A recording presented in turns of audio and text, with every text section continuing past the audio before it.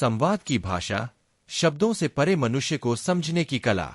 जब हम किसी व्यक्ति से बात करते हैं, चाहे वह महिला हो या पुरुष, तो अक्सर हम सिर्फ उनके शब्द सुनते हैं। पर सच्चाई यह है कि बातचीत का बड़ा हिस्सा शब्दों से नहीं, बल्कि बॉडी लैंग्वेज यानी शरीर की भाषा से होता है। हमारी आंखें, चेहरे के भाव, हाथों की हरकतें, शरीर का झुकाव, ये सब बातें हमारे अवचेतन मन की झलक दिखाते हैं। मनोविज्ञान कहता है कि शब्द झूठ बोल सकते हैं, लेकिन शरीर का अवचेतन मन कभी नहीं। हर व्यक्ति, चाहे वह किसी भी लिंग का हो, अपने हाव भाव के जरिए अपनी भावनाओं को व्यक्त करता है। अगर हम यह भाषा पढ़ना सीख जाए, तो हम दूसरों को बेहतर समझ सकते हैं, न कि उन्हें नियंत्रित करने के लिए, बल्कि उनसे ज्यादा सच्चा और सहानुभूतिपूर्ण संबंध बनाने के लिए। 1.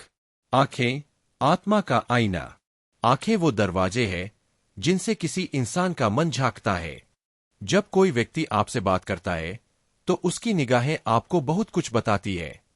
अगर उसकी आंखें शांत और स्थिर है, तो इसका मतलब है कि वह सहेज है। अगर आंखें बार बार इधर उधर जा रही है या लगातार पलकें झपक रही है, तो यह घबराहट या असुरक्षा का संकेत हो सकता है।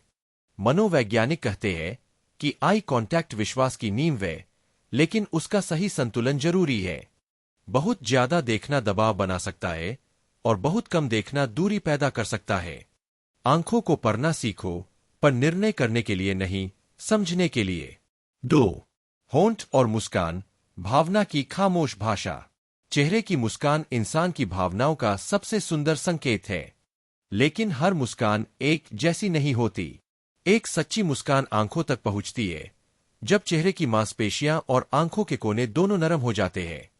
वहीं औपचारिक मुस्कान केवल होठों तक सीमित रहती है, उसमें गर्मजोशी नहीं होती। यह अंतर समझना हमें दूसरों की भावनात्मक स्थिति को महसूस करने में मदद करता है।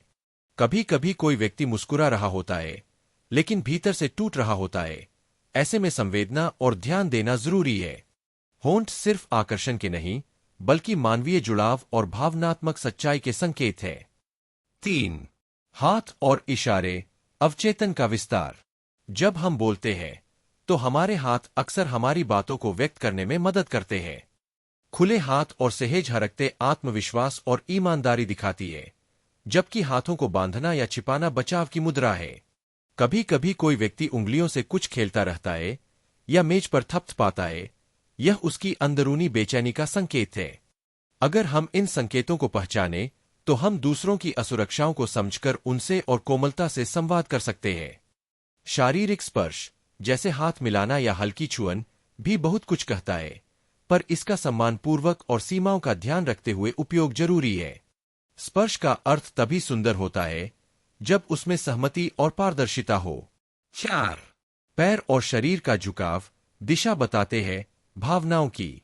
किसी की बॉडी पोस्चर, यानी शरीर का रुख और झुकाव, उसकी मनोस्थिति का सीधा संकेत होता है। अगर कोई व्यक्ति आपकी ओर झुककर बात कर रहा है, तो इसका अर्थ है कि वह बातचीत में दिलचस्पी ले रहा है।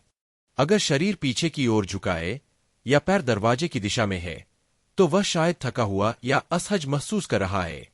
यह किसी के मन को पढ़ने का साधन नहीं, बल्कि संवेदनशीलता और जागरूकता का अभ्यास है, ताकि आप अपने शब्दों और उपस्थिति को उसके अनुरूप ढाल सकें। निष्कर्ष, देखने की कला, परखने की नहीं। संवाद केवल बोलने की कला नहीं है, बल्कि देखने और महसूस करने की कला भी है। जब आप किसी के शब्दों से आगे बढ़कर उनके भावों को समझने लगते हैं, तब रिश्ते गहरे और सच्चे बनते हैं। पर याद रखो, यह कला किसी को काबू में करने के लिए नहीं, बल्कि दूसरे के भीतर के संसार को समझने और उसका सम्मान करने के लिए है। हर व्यक्ति की बॉडी लैंग्वेज अलग होती है, इसलिए जल्दबाजी में निष्कर्ष न निकालो। अगर तुमने यह कला संवेदनशीलता से सीखी, तो तुम दूसरों को समझने के साथ साथ खुद को भी बेहतर जान पाओगे।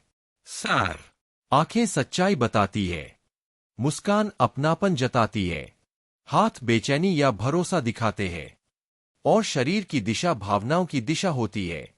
इन संकेतों को समझना किसी डार्क साइकोलॉजी का हिस्सा नहीं, बल्कि मानव मन की सुंदरता को जानने की प्रक्रिया है। जब हम दूसरों को सच्चे मन से देखते हैं, तो संवाद सिर्फ शब्दों का नहीं, आत्माओं का हो जाता है।